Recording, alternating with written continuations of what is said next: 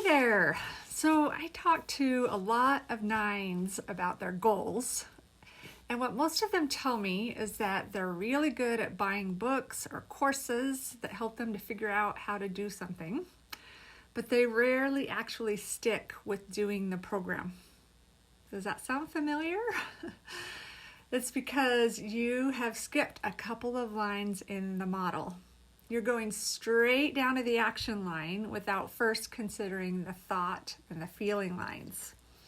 And most systems and programs that I've seen out there are all about taking a certain type of action to get a certain result without considering that the thought part, which causes the feeling, which drives the action, is really important. For example, follow these steps to organize your home. Follow this program to lose weight. Do this and you'll achieve this result, right?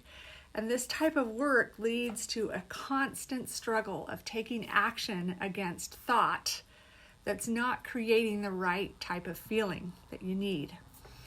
So eventually something has to give. You either have to change the original thought or the action stops and you don't complete the goal. So listen closely, you guys. There's no amount of action that can make up for negative thinking. The result either proves the original thought or you struggle. It's you against you. So in these instances, when you purchase all these books or programs and you don't accomplish them, it's because your result is going back to prove your original thought. Again, I cannot repeat this enough. If you want to change your behavior, you have to change the thought first in order to change to be permanent, for this change to be permanent. So have you ever been able to kick an unhealthy habit for good? Think about a time when you've done this. Maybe you started eating healthier or you stopped yelling at your kids. It's probably because you allowed for this new thought to happen without even noticing. When we decide that we want to lose weight, for example, we might change our thinking to something like, I can no longer live this way, I deserve better, those kind of things. And without even realizing it, the new thought has started this new feeling, action, results cycle that motivates us to go to the gym and eat healthier food. And if that happens, we get the result of losing weight. And there's other times where we may have tried to go to the gym and eat healthy, but we kept thinking that old thought, like, I'm so fat and ugly, I don't deserve a thinner body, all of those unhealthy things. Or like, I'm lazy, that's just the way I am, I'm just a lazy person. So in this case, our effort, which is the action, is ultimately going to change back to prove the thought that we're thinking. So some of the most common actions that people want to change are like overeating, over drinking, working too much, worrying, yelling at your kids, procrastinating, huge one, right? When we notice these kind of behaviors or these actions and the results that they're creating, we end up sabotaging ourselves by thinking more negative thoughts. And if we're yelling at our kids, so that's the action, because we're feeling worry from the thought like, my kids don't behave. We sometimes end up worrying about the habit that we have of yelling, and the effect of that creates new thoughts like, I'm a terrible mom. And then that leads to even more worry and more stress and more yelling. So step one is to go up to the thought line and ask yourself, why am I feeling like yelling? What are the thoughts and what are the feelings that are driving this behavior? You can then ask what it is that you really want to do.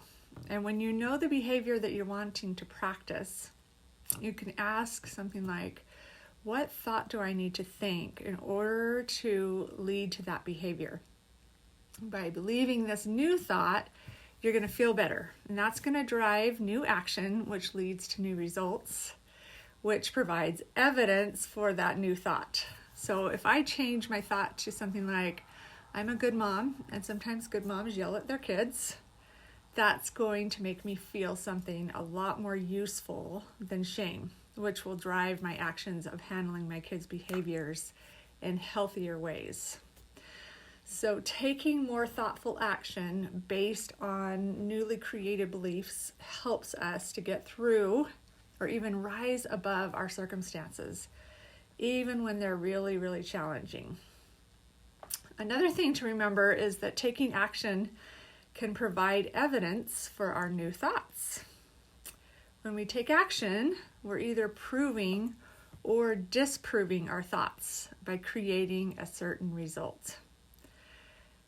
So as we take action, we're slowly chipping away at this long established pattern that's going on in our brain.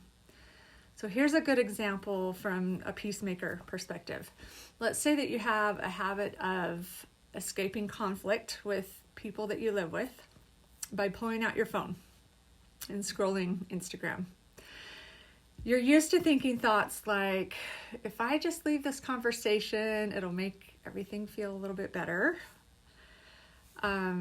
Those kind of things. So this is going to make you feel anxious until you take the action to pull the phone out, right? The result is that you aren't creating a more connected relationship with the people that you live with. So the result is going to prove that you need to do things to make yourself feel better. Hey, how about pulling out your phone, right? It's like this little thought that your brain offers you. So when you change your thought to something like engaging with people, even when it's uncomfortable, is going to grow my confidence and my relationships. In the beginning, you're going to need to take action to prove that this is true because your brain's going to reject it. So you do this by not pulling out your phone, number one, and then by thinking thoughts that feel good. So at first, this might seem really hard, and here's why. You've established a very familiar pattern of action caused by a very familiar pattern of thought and feeling. And as you start to take this new action that deviates from this really well-worn pattern in your brain, you might feel anxious. In fact, plan on feeling anxious. Your brain has just kind of been flipped out of autopilot, and it can feel really confusing and discombobulating. Also, that belief that you've held so close and so dear, remember the one where it's so much easier to disengage, like that feels so much better. Well, let's just say it's going to be upset. And when you stop giving it evidence to stand on, it's going to be like this hungry little sentence that wants to be fed lots of proof. So when you start disproving it, you're now having a conflict with a deeply seated thought that's stored in your brain with lots of emotion and evidence waiting to be activated the next time this situation happens again. So when you do the opposite and you interrupt that pattern, the neurons supporting that belief literally just weaken and they stop firing. This is not good news for that little impulse that's just been loving its little party in your brain. So just treat it like a toddler that's having a tantrum. It's noisy and it might cause a fuss and some added vibration that doesn't feel good as it's like pulling out all of its supporting thoughts and it's trying to make you believe them. Just don't pay attention to it. Just don't buy into it. Create a new pattern.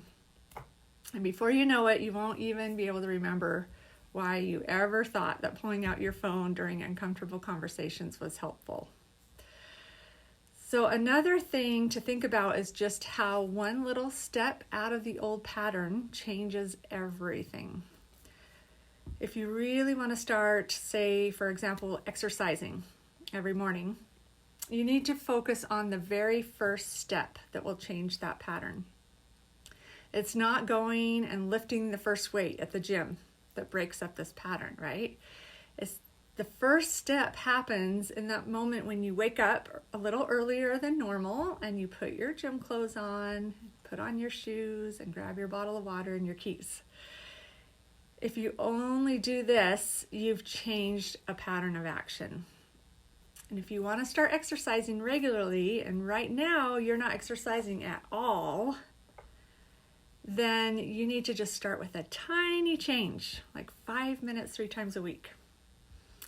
This 5 minutes isn't going to change your calorie burn or like make you lose weight or anything like that, but what it's going to do is it's going to change this pattern of thought, feeling, action that's going on, and it will slowly chip away at your thought that says, I don't work out, or I'm not lazy, or I'm lazy. So this small action is what eventually is going to change your identity. So ask yourself this question: what tiny action can I take to disprove my old painful thought? Just a little bit. I hope this was helpful today. If you have a repeated action that you just love to stop taking, but you're not sure how to find the motivation to do it, please book a discovery call with me, and I'll help you to see what is holding you back. Have a great day.